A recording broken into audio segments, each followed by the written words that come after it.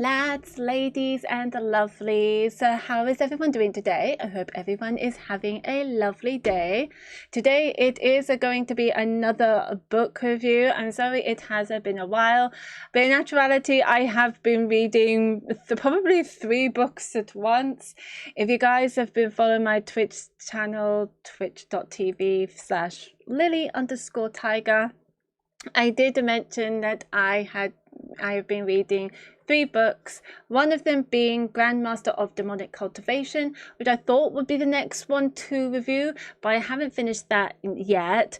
The Queen of Nothing by Holly Black. I haven't finished that either. I'm still right at the beginning of the book, but I did actually finish the book that it was a huge trip. It was very much an adventure, definitely, and it goes through winding paths of twists and turns that I did enjoy, and that is Cinderella is Death. Cinderella is deaf? Cinderella is dead. There we go. Hope it doesn't sound as dramatic as it was. That's the title of the book, Cinderella is Dead by Callan Barron. Is it Baron? Sorry, I keep mispronouncing the name. Callan Barron. There we go. Cinderella is Dead by Callan Barron. I've still pronounced that incorrectly. I don't know. Callan Barron. There we go. And it is, I will be honest, when I look into this beautiful cover, I have no idea what to expect. None at all. I know that it would be a fairy... the only sense that I could get from it was it's a fairy tale retelling, and there has been a lot of fairy tale retellings, isn't there? But I think this is the first. But I haven't actually delved into the genre. I have Cinderella by Melissa Mayers, but I never actually read it. So this was definitely the first fairy tale retelling that I have ever read, and I have very thoroughly enjoyed it. So Cinderella is Dead is a fantasy LGBTQ young adult book that heavily focuses on women getting their rights back. And so here is the scenario of the story. So we're in this town called Lily. I think it's called Lily. That's how I've been pronouncing it, Lily, and where the laws shows that women legitimately have no rights. It doesn't matter what age you are, whether you're a little girl, whether you're a teenage girl or an adult. The shift for herself, you legitimately have no rights. And the only way that you learn how to be a delicate, proper lady is from the fantasy fairy tale that we've all grown up with, the story that we all know, probably from different versions of Cinderella. And it does show of obviously we all know the story of Cinderella. It's a beautiful lady who is in the guardianship of her evil stepmother and her evil stepsisters. They treat her like slaves. She wanted to go to the ball. The stepsister said, no, you can't. And then she'd been visited by a fairy godmother. And she's like, you will go to the ball. Here's a carriage. Here's the horses. Here's a dress. And off she goes to meet Prince Charming. And they fall in love and get married. And we never know what happens after that, strangely. And so that's basically the story of Cinderella. No matter what versions you read or watch of Cinderella, it's a Cinderella story. We all know how it goes, and that's what the girls in Lily go by. They're kind of reading it not just like a children's fairy tale, they're kind of going it by like a Bible, because they have to. It is the law by king called King Manfred, who owns Lily. And one of the things that they also have to abide is they would have to go to the ball that they are invited to, not to dance, not to enjoy themselves, but to get chosen by men that they would have no say in order to get married. And if they don't get chosen, then they would never be heard of again, or as in the book's words, forfeited into the palace, which doesn't sound great. It doesn't sound great at all. And amongst learning the laws and the ways of Lille, we meet the main character called Sophia. Now, like you, like me, Sophia hates the laws, absolutely hates the laws. I hate them, she hates them, you hate them, everybody hates them. These are terrible laws because it stops women from getting any kind of individuality, any thoughts of their own, any sense of them fighting back, any sort of financial status. Yes, they're not allowed to have any money for themselves. Crazy. And it would be not only be frowned upon, but very dangerous of women to walk through Lille by themselves, because men would get away with anything that they would do with women and girls in Lille. It's a horrible place. It's a very, very horrible place.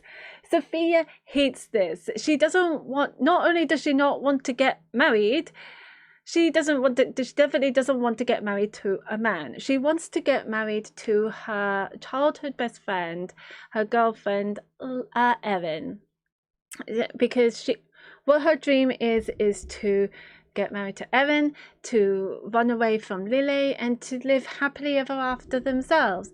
And it would be wonderful and it would be sweet. Unfortunately, Erin does not see that. She believes that would cause her to disappoint her parents, which she doesn't want to do. And she thinks that just following the rules and get chosen would be better for everyone, even though in actuality it's not. But at the same time, it does stop Sophia and Erin from getting forfeited into the palace, when God knows what happens to them if they were to ever get arrested. So it's either live worse than death married, or live worse than death alone in the palace. That there is just, it's just not fair. It's a horrible situation to be in. Sophia doesn't see Erin's way. Sophia really wants to run away and live happily ever after with Erin. So she was exceedingly heartbroken, while she would have to get ready for the ball herself, something that she doesn't want to, but unfortunately she has to. But amongst to getting ready to go to the ball, she meets a guy called Luke, and that she met through her mom. Her mom thought, okay, so this would be perfect for each other. If they were to go out and get married, then everything would be nice, everything would be settled. And she did set them up to get together. But when Sophia and Luke got to know each other, Luke admitted that he is in the same boat as Sophia, as he is in love with a guy himself, who he wants to spend the rest of his life together. Now, in Lille, same-sex marriages is out of the question as well. It only the husband chooses the wife, because according to King Manfred, that's the way it should be. It's not how it should be. Everyone should deserve to pick who they want to love. It's a disaster town, and King Manfred is just a horrible character from beginning to end. But when Sophia went to the ball, she saw Luke amongst the men who is going to choose the bride. Now, she was very, very confused by this. In Lille, the men chooses to be in the ball, while women has to be in the ball. So she was very confused why Luke decided to go to the ball, even though he said that he was very uninterested in the ball and that he's already found the love of his life. But he said that he was thinking of choosing Sophia to marry him so that they can work together to get rid of King Manfred and change the laws so that they could safely be with someone that they truly love. Sounds like a solid plan, right? Sounds like it's going to work. Sophia and Luke are friends. They both understand each other, so they can team up to work together to fight against the laws that are against them. Sounds like a pretty good deal. It didn't go very far though. Unfortunately, a couple of guys were also very interested in Sophia, and Luke will not have it. He started the brawl with the guys that manhandled Sophia, and he ends up getting himself arrested. Sorry, I'm getting a bit of a cough. Which it looks really, really bad for Sophia, because she might end up being with the guy not only she does not love but absolutely loathes, and would also treat her badly, and she won't get a say in this. So instead she ends up running away from the palace, away from it. She managed to avoid the guards and managed to get out of the palace, and immediately goes to her parents to say, listen, I can't do this. There is no way I'm going to do this. But then her father disowns her then and there and said, leave, otherwise you put everyone in danger. And she did, and that is where her journey begins.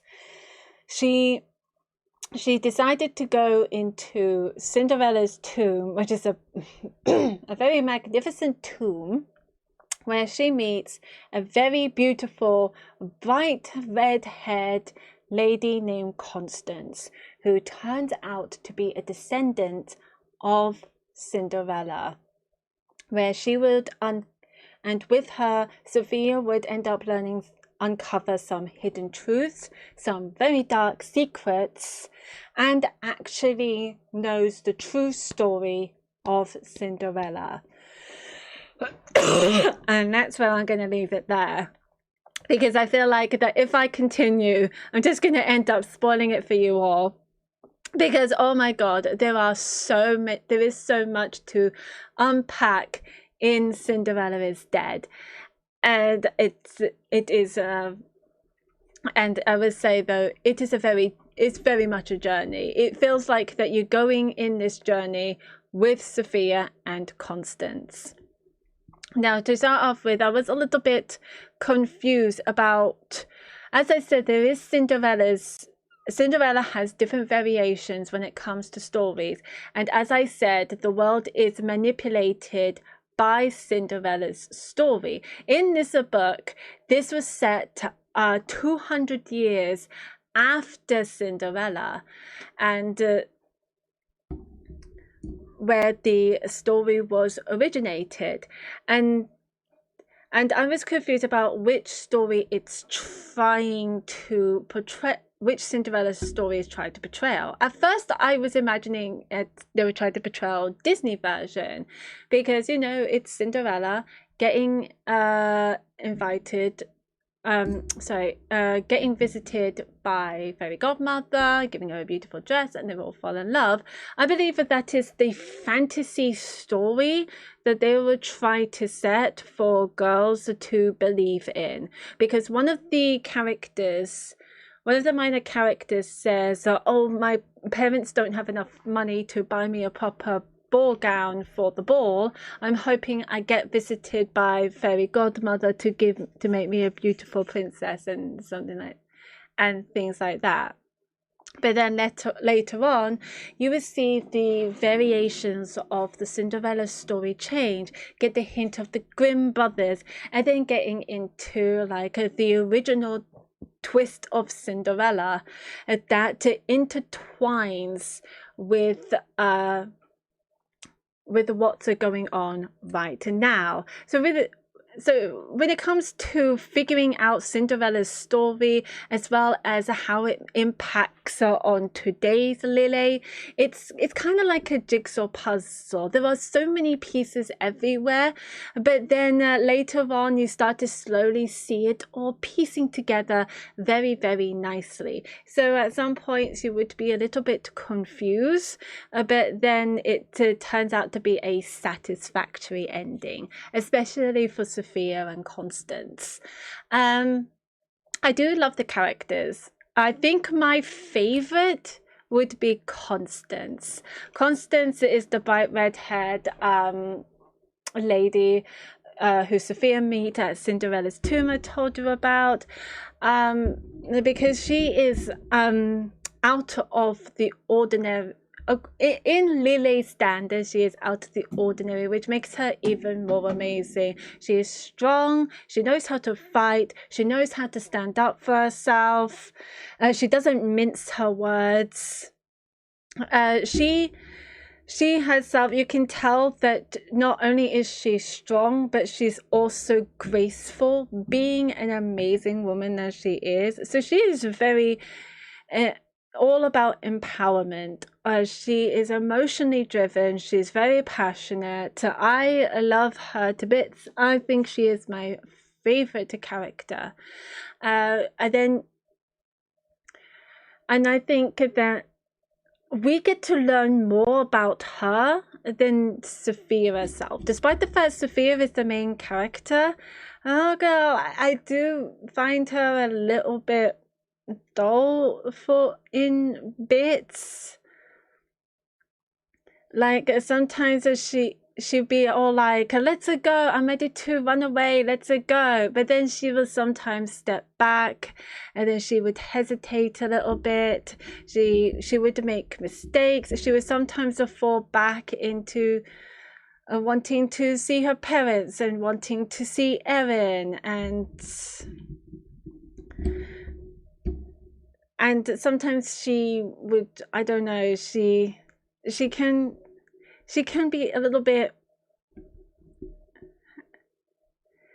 and to me, I don't know, she doesn't really think. Unlike Constance, who has been out of there, Sophia doesn't quite understand the dangers of what's going on around her, if that makes sense. Constance does, Sophia doesn't. I suppose it comes from the fact that she lives in the safety under her parents, had to live under the safety of a fantasy Cinderella book, and tried to go about it. But I think that she understands that the laws are absolute horseshit, but she doesn't realize until the progression of the story of the dangers of what's going on around her. And then she would end up doing like relentless reactions that really puts herself in trouble, as well as the people around her. So I don't think she really thinks things through. Well, Constance does. But luckily, that is the pure progression of Sophia. She, doing at the end, she does think things. She does learn from Constance on how to fight and how to defend herself. So that is the character progression of Sophia. But I still find Constance to be even more interesting. Around at some point, they would meet the fairy godmother, who the one that integrated this whole thing.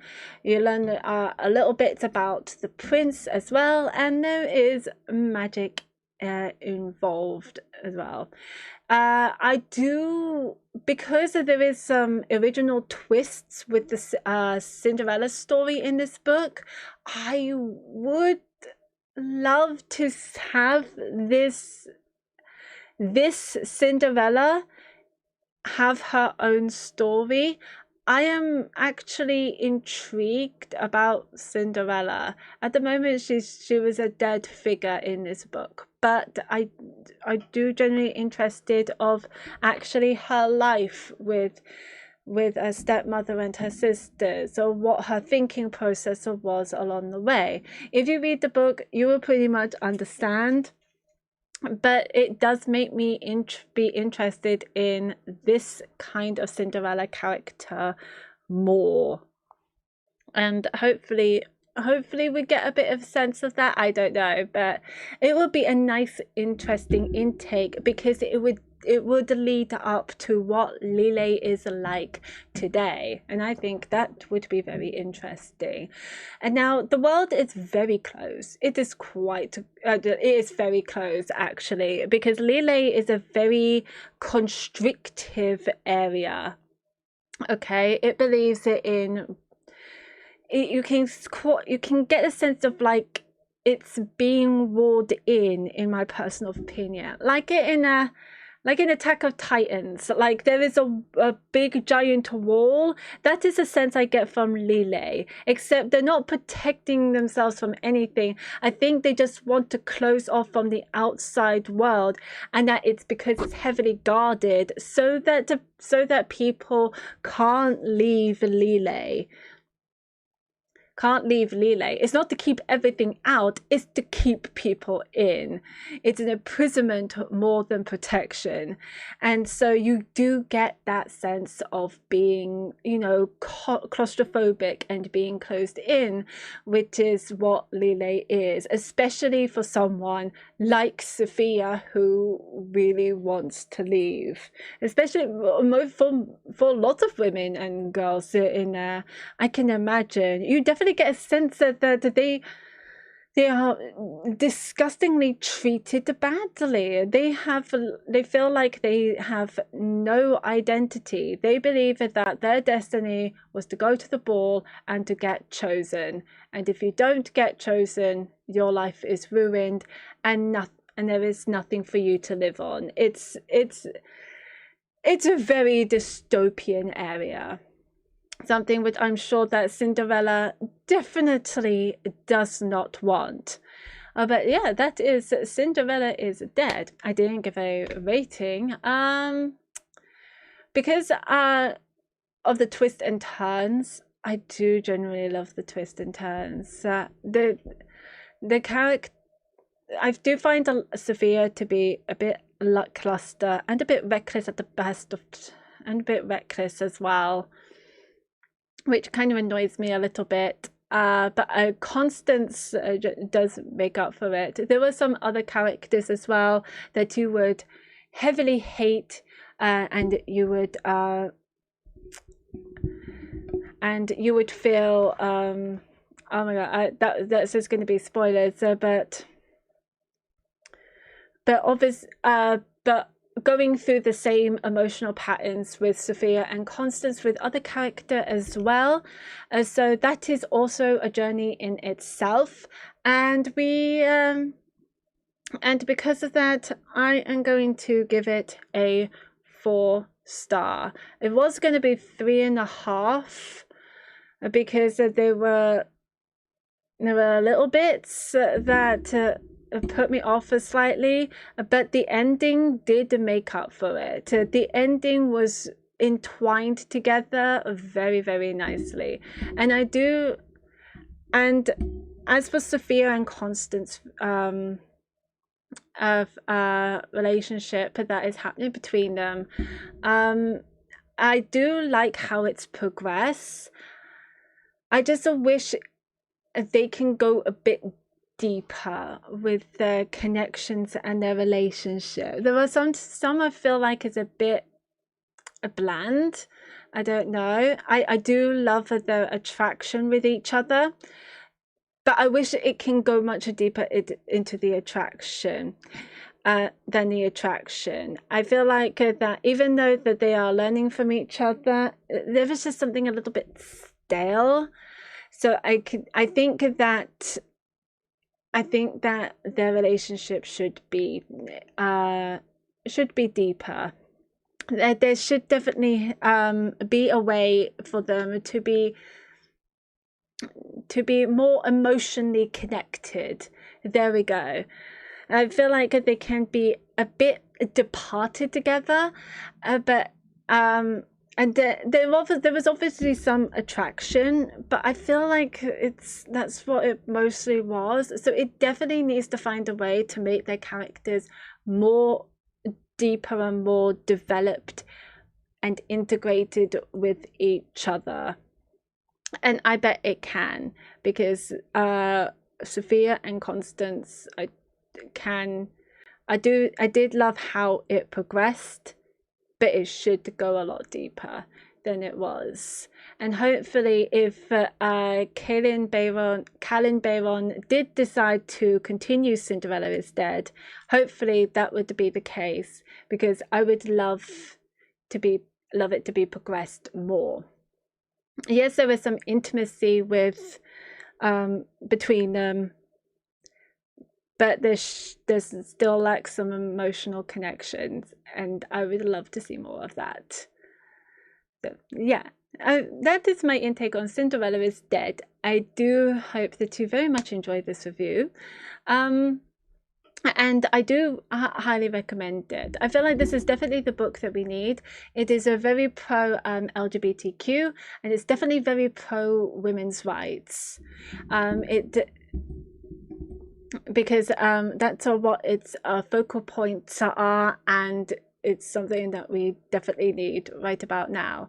So I very much enjoyed this book. If you love fairy tale retellings and fantasy and magic and fighting for what is right, fighting for people who deserve to find love and to find happiness for themselves, then this is the book for you.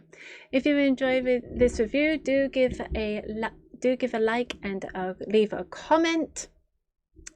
And yeah, that is pretty much the review. I do hope that you very much enjoyed it. Hopefully the books that I'm currently reading is The Queen of Nothing by Holly Black and Grandmaster of Demonic Cultivation by, I have the author's name right in front of me. It is Chinese, Mo Dao Zhuxi. I do apologize if I pronounce that incorrectly. She's the same author who wrote The Scum Villain Self-Saving System, which was my last review. So I'm currently reading that. So whatever I'm finishing first, that would be the next review. So I do hope you look forward to it. I mostly stream on Twitch, as I said, twitch.tv/Lily_Tiger, where I'm currently playing Crash Bandicoot It's About Time and Words on Stream with the community. So if you're interested, do come by and say hi. I greatly appreciate you. I do hope you very enjoyed this review. Do take care. Have a wonderful rest of your day, and hopefully I shall see you soon. Bye-bye!